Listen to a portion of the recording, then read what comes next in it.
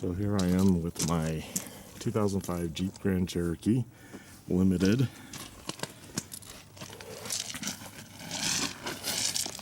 And I need to do the CV replacement on that guy right there. So from transfer case forward, I believe those bolts that hold it on are 10 millimeter. I'm not sure what the bigger bolts are over here. Excuse me while I try to scooch around. So there's 4 there, 6 10 millimeter. The other end, you see the exhaust goes right there. And this is a aftermarket exhaust. The car's pretty dirty. So I have to get to those 4. 3 are probably going to be easy. The top one's probably going to have to roll the car backwards. And then possibly 4 of those I can get to. And roll the car and let that change. And I might be able to, I'm hoping I can just get it out. I've never done this, so don't know. But the end I have to replace is this CV joint, although my boot's not ripped.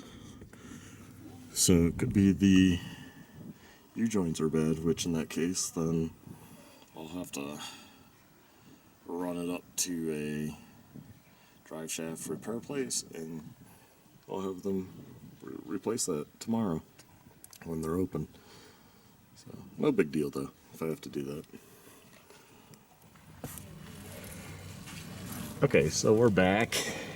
It's easiest just to drop this cross beam. I have a bottle jack for the transmission.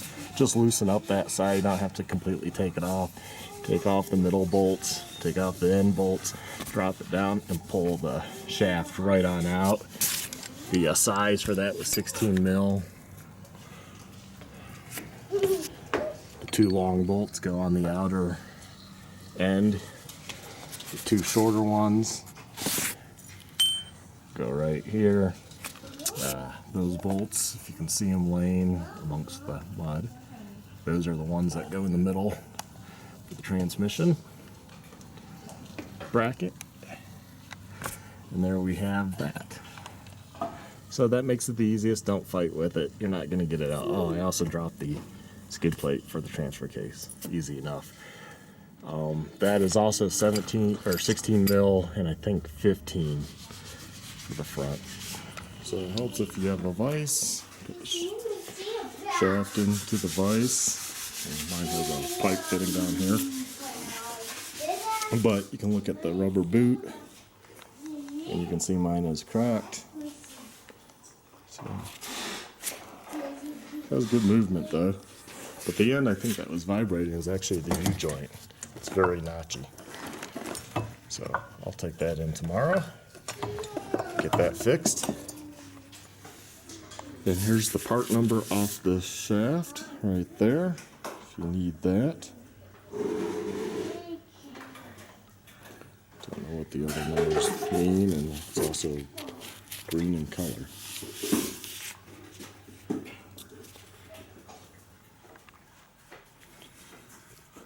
So to get this cap off, you either use a chisel or a screwdriver and a hammer. And it will be on really snug. Whack at it and it will come off. So, still plenty of grease in mine because my boot wasn't completely cracked on this end.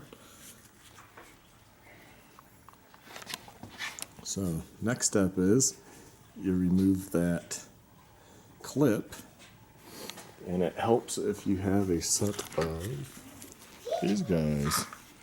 We'll see if the right tips are on here from the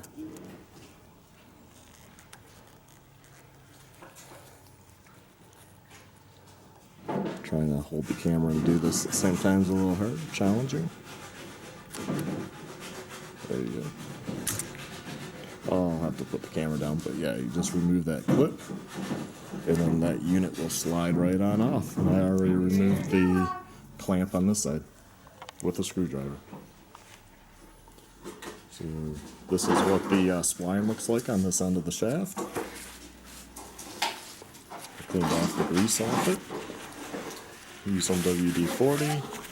Here's the new unit. It slides right on over. I'll probably put some WD-40 in here just to ease the sliding.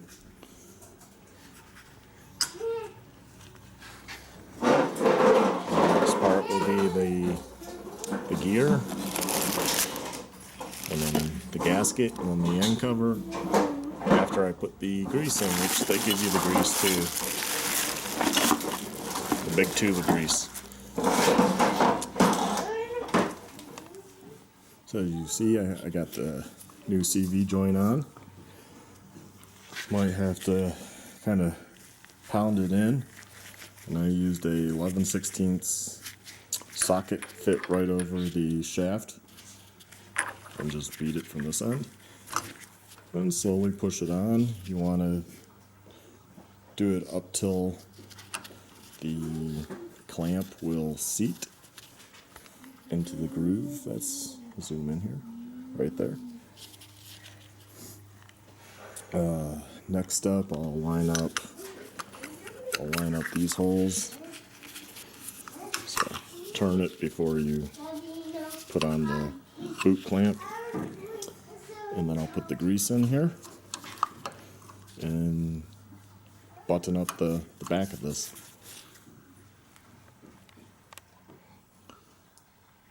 So you're probably like, okay, what's going on? The left one, the Allen head, the threads are the same length, other than the tip right there, and obviously they're not aligned right there. But the threads are the same length. But the factory one on the right has that little nub to help fill in the hole, and I think it slightly protrudes out the back. I'm going to keep with the right side. Otherwise, if you do the Allen, it's a 6mm Allen. Probably like, what the hell's that nut for? So what I did was, I took the Allen, and I put I think three. I had three. Put three through. I had one nut. I went around every hole, and I pulled that tight. And their hole here kind of helped spew out some of the lube, which probably also helped push the lube through. You know, I did the best I could with my fingers, packing in. Eventually, I just got tired of packing in. I said, okay, that'll do. Now, I don't know how long I needed to do that for. But you want this air hole, you leave that alone. I think next time if I were to do this, because now I know when I pull this tight, grease squirts through, I would probably put a piece of duct tape over this and do what I just did. Put the Allen through, put the nut on, and just tighten it down and just go around. You know, I went there and I skipped over here and just go back and forth until these two caps are all the way on. I guess if you don't do it that way, it would do it on the car, right? But I wanted to make sure everything was snug before I put this band on. And also, the reason I said, well, next time I put duct tape over here, because then it says some of the grease squirting this way, it would get pushed more of it through up to here, right? And then take off the duct tape, and because you want that. That's so if it gets hot, the gases can escape the heat. And I just wanted to show you because the video I watched, the Dorman bolts were too short actually. Well, the threads are the right length, but I would just prefer to use the factory one with the little extra nub there. probably doesn't really matter, but they're in good shape, so why not use them? Well, what else? So I'm going to put this on right now. That's the next step. And then after that, I'm technically would be done other than the U-joint, and I'm going to take that to the drive shaft place tomorrow, and I will have them put in a new U-joint, and because this one is like notchy in both directions. See? Should be smooth. So it's really was this joint was actually causing the vibrations now. For a very long time, I just got tired of the vibrations, and I didn't know you could buy a CV kit, and I was dreading buying a whole new shaft, which actually when I was under the car, I'm like, why didn't I just buy a new shaft for $280, then take this one in, get it repaired, or rebuild this myself, and then next time around, be ready to go, right? I don't know. Anyway, saving a buck doing it this way. Even though I still have to run down and have somebody do that for me. And then I guess they probably just go ahead and have them make sure it's all balanced too, right? At the same time. And yeah, so pretty much that's probably going to be it for today. I'll come back. A special tool you should get to help aid. I saw this in another guy's video, and I think I'll put the link in the description. It was on a Ford Explorer, an older model, like a 1990, 91, actual drive shaft with the CV joint. But this tool here, it was like 10, 11 bucks, Amazon. So I figured get the right tools if I'm doing this myself. And for that price, they'll put the band on properly. That will be, very helpful. And it's even called a CV joint banding tool. So there you go.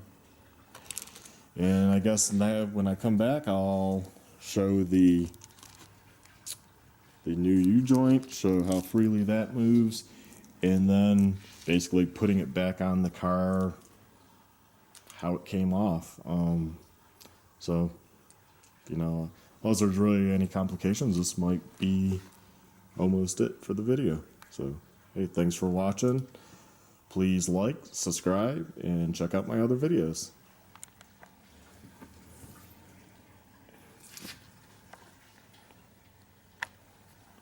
So, it's a 6 mil on the end. Figure I'd go ahead and bring you this so you can see how this is all done.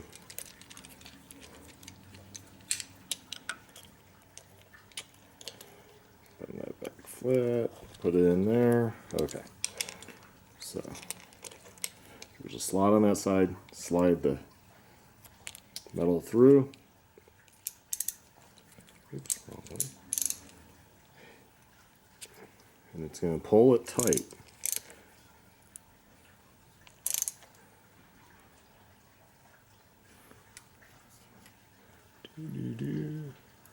You don't want to go too tight.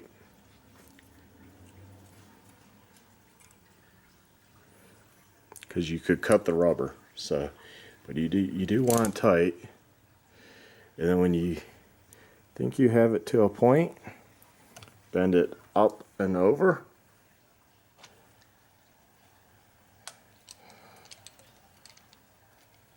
And kind of just, I'll move this up a little and just work it out.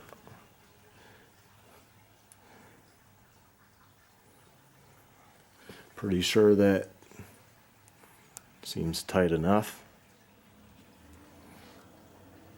It's probably one of those art forms you have to do quite a few of them to really know.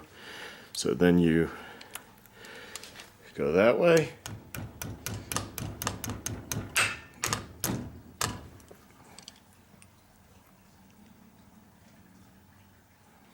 And then you want to pound that flat. I don't know if I have a accessible hammer.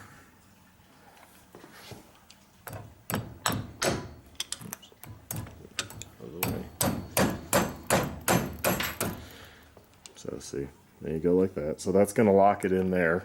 You go back through those two. Knock it sideways like that, like so. I can kind of bend that one by hand. CV out of the way, flush, and then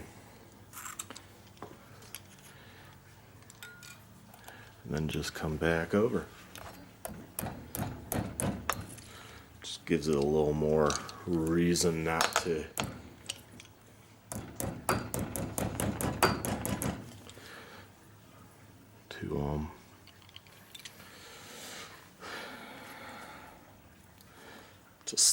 slip out, you know. But there's no reason it would go anywhere. And then just cut that off. And there you have it. I'm trying to find something to cut it. Not having that won't get in there. Right tools handy, but yeah, just cut it off. And there you go. You got this new boot will be tight.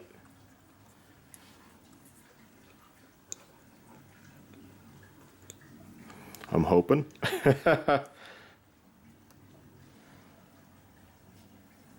Hopefully I didn't need to go a little tighter. I might still be able to do that. But that's pretty much how it's done.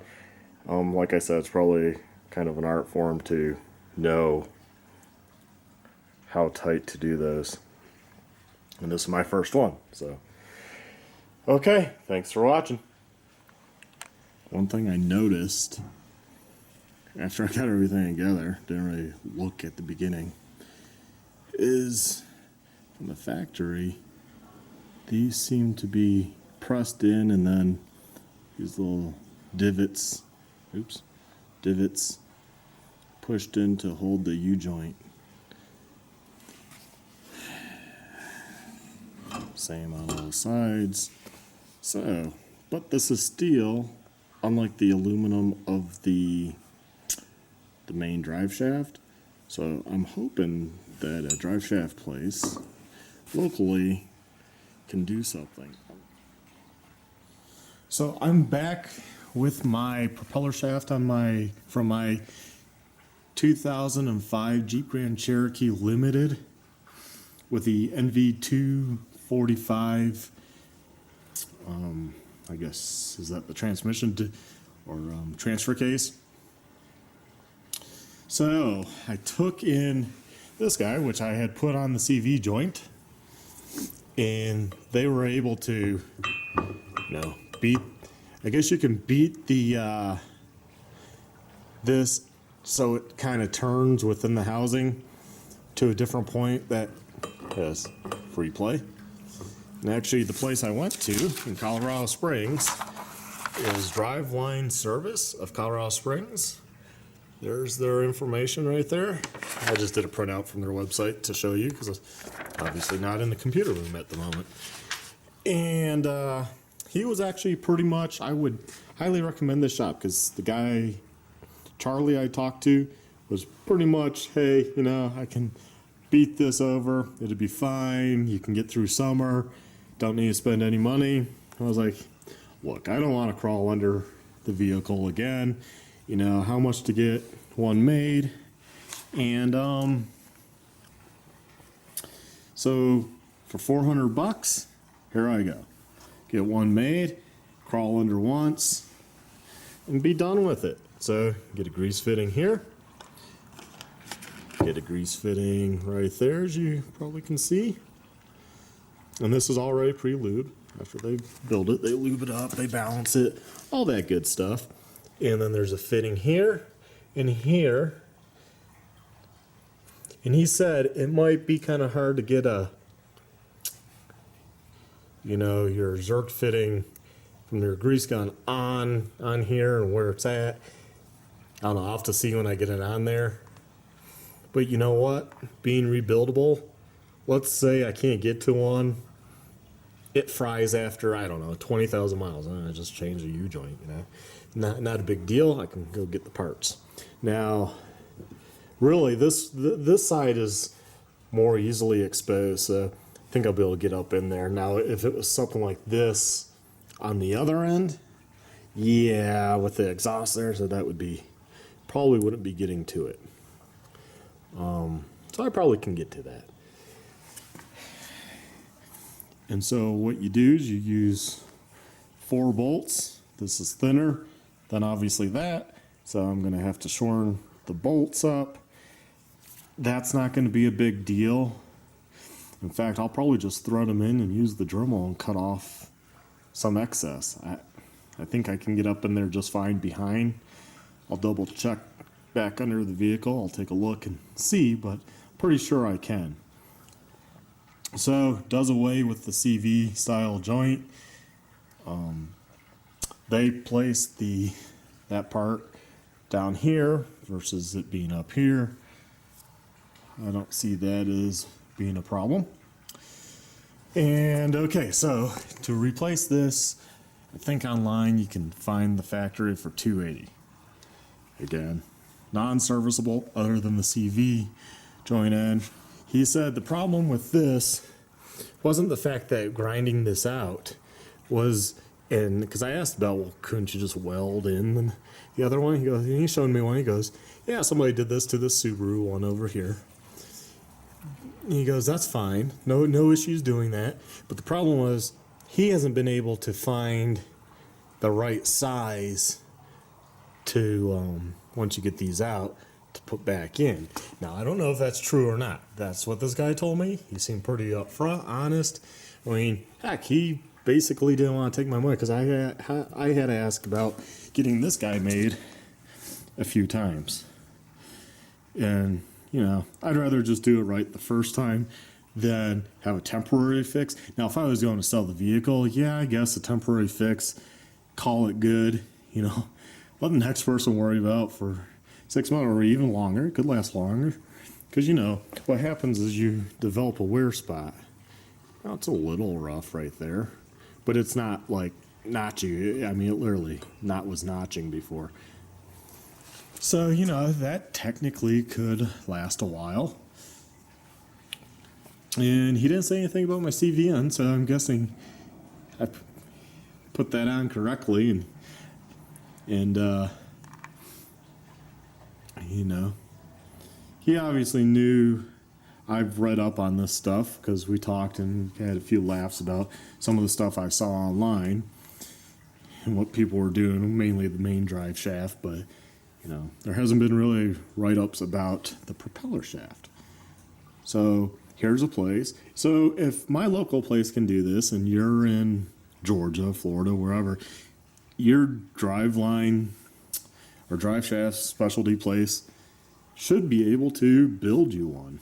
Now, because I had this out of the car, he just took a measurement. I told him basically I have the old man Emu, which, you know, is suspension, but it does raise it a little. I mean, it's not really a lift kit per se.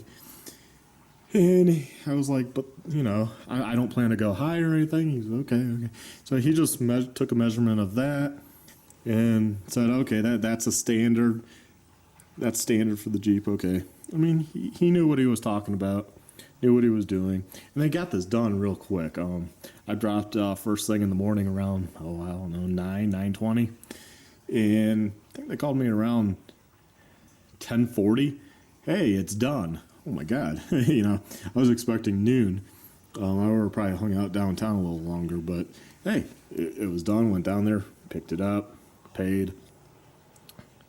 So I would highly recommend those guys.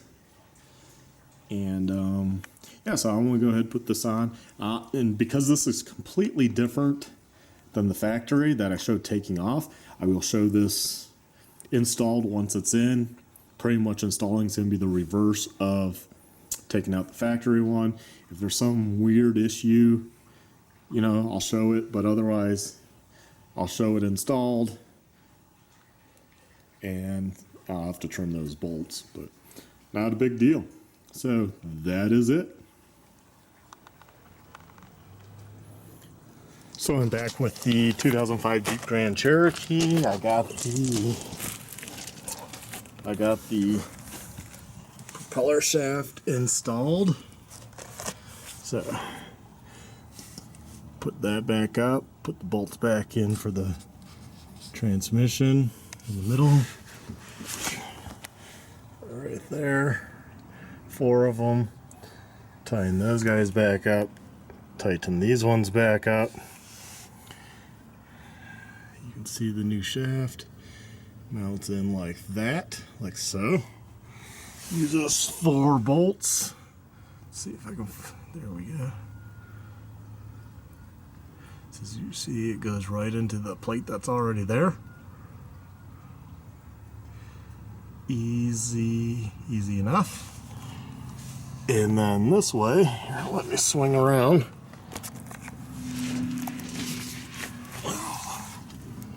Swing around up in there.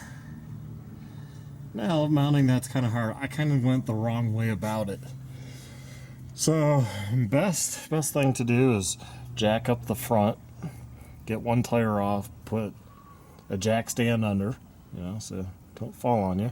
Although there's plenty of room, so it won't really hurt me, but still safety. And then you can rotate one tire and watch that spin. Line it up, bolt it up. Then come back here as you're still able to spin that tire, which will spin this shaft, and then match up the bolt holes back here and then start bolting. And then you might have to roll the car back some to get to a bolt. Now you do kind of have to cut the original bolts, or the ones that came with the CV if you did like I did and couldn't use, but I just used the factory bolts, but I just cut them down. You actually do want them pretty short. These are still quite long, so they're kind of hard to get in here with this. Yeah, so if I were to take this all back off again, I'd probably cut these shorter, but I'm going to leave it. So grease fitting, there's one right on this. It's facing up right now. Go back to the one back here, because I can get back here easier. Well, they'd be in here. I'd have to, not sure what side it's on. It's probably up in there right now, but you would rotate the car to where you could put them in, get to those. Obviously you could get to the middle one there above the exhaust pretty easy, but the one up there, that's probably good luck on that. Yeah, but you know, this being serviceable, who cares? You know, I can replace a U-joint now.